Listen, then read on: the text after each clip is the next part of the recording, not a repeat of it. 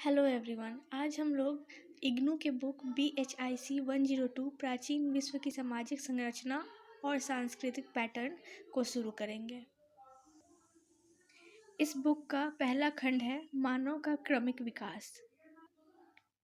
इकाई 1 प्राक इतिहास और स्रोत। इस चैप्टर का 3 पॉइंट आज हम लोग पढ़ेंगे। पहला, प्राक इतिहास क्या है, प्राक इतिहास संबंधित ज्ञान की शाखाएं और पुरातत्व विज्ञान का परिचय।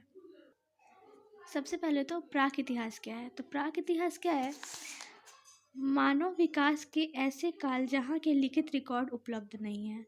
अब प्राक इतिहास क्या है कि मानव इतिहास का जो ऐसा कोई काल, मतलब आज से जो बहुत साल पहले, जब कोई अक्षर का किसी को कोई ज्ञान नहीं था, अक्षर कोई बना ही नहीं था, ना कोई भाषा था, तो उस टाइम पे का इतिहास को बोलेंगे हम लोग प्राक इतिहास। प्राक इतिहास की शुरुआत के संकेत होमो जाति के आरंभिक प्रतिनिधियों के उद्भव में है। अब होमो जाति क्या हुआ? होमो जाति हुआ एकदम जो अभी के मानव हैं, आधुनिक मानव, उसके एकदम नज़दीक के जो हमारे पूर्वज थे, उनको हम लोग बोलेंगे होमो जाति। फिलहाल इस साक्ष्य का काल अफ्रीका में 50 से 20 लाख साल बीपी। अब बीपी क्या हुआ? बीपी का मतलब है बिफोर प्रेजेंट, मतलब वर्तमान से लेकर प्राचीनतम काल।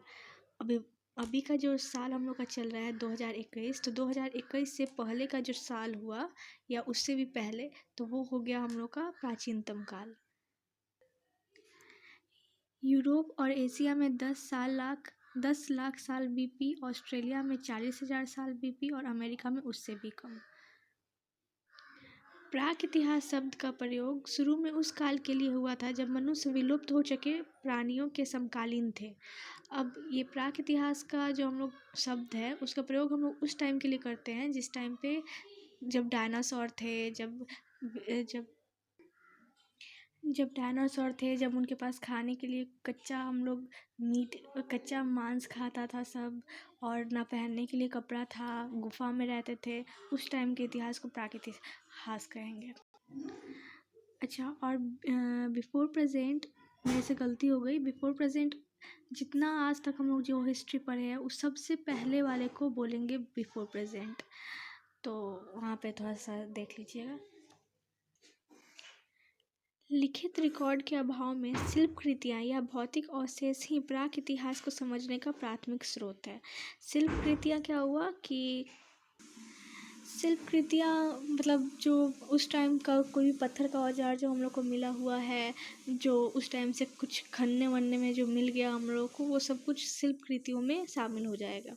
अब इसके आगे हम लोग पढ़ेंगे आद इतिहास, प्रो हिस्ट्री क्या हुआ?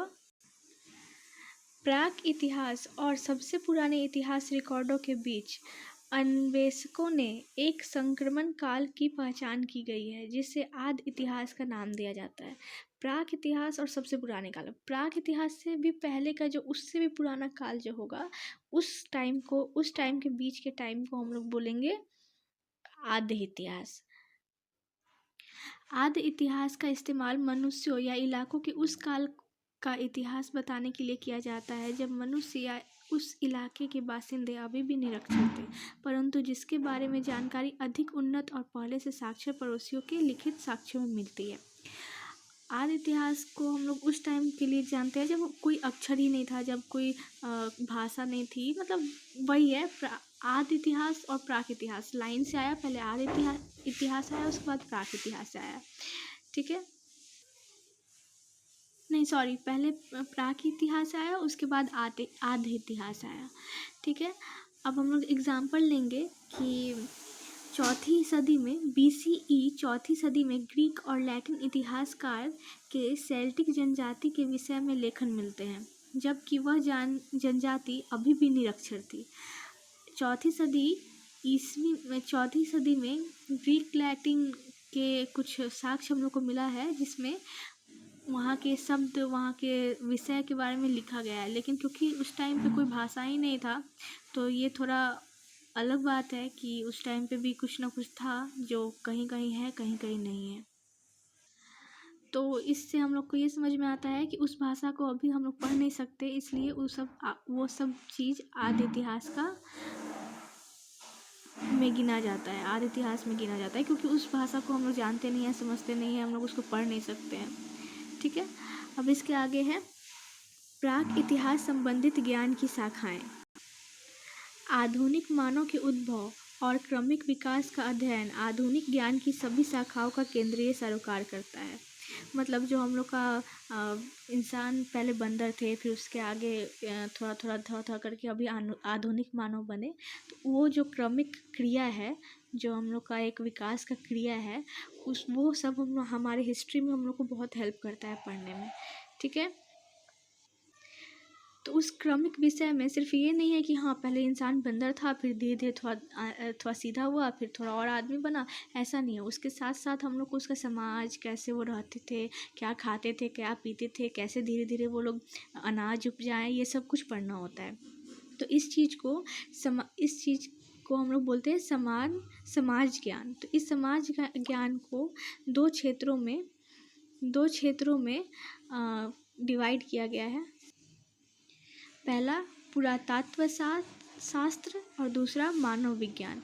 पुरातत्व शास्त्र मतलब आर्कियोलॉजी और मानव विज्ञान मतलब साइकोलॉजी। ठीक है, अब इस इकाई में हम लोग इन दो क्षेत्रों के स्रोतों और शोध विधियों के व्याख्या के सहारे मानव के क्रमिक विकास की प्रक्रिया और उनके संस्कृति के बारे में हम लोग पढ़ेंगे। ठीक है, अब नेक्स्ट टॉपिक है पुरातत्व विज्ञान का परिचय। पुरातत्व विज्ञान क्या है? ठीक है, तो वो है पुरातत्व विज्ञान अनुसंधान का वह क्षेत्र है जो भौतिक अवशेष के अध्ययन के सहारे अतीत का ज्ञान उपलब्ध कराता है।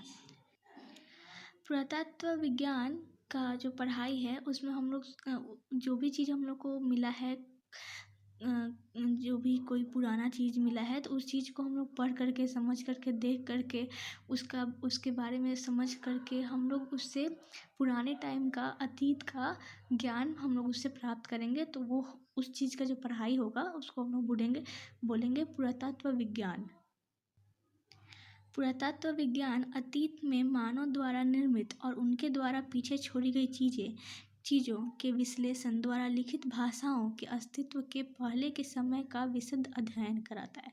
मतलब कि पुराने चीज़ों को देख करके उसमें कोई अगर अक्षर कवि का कोई लिखा हुआ है जिसको हम लोग समझ नहीं पा रहे हैं, तो उसको हम लोग समझने की कोशिश करेंगे, उस चीज़ को स्टडी करेंगे अच्छे से, और फिर उस टाइम के बारे में हम लोग जानेंगे।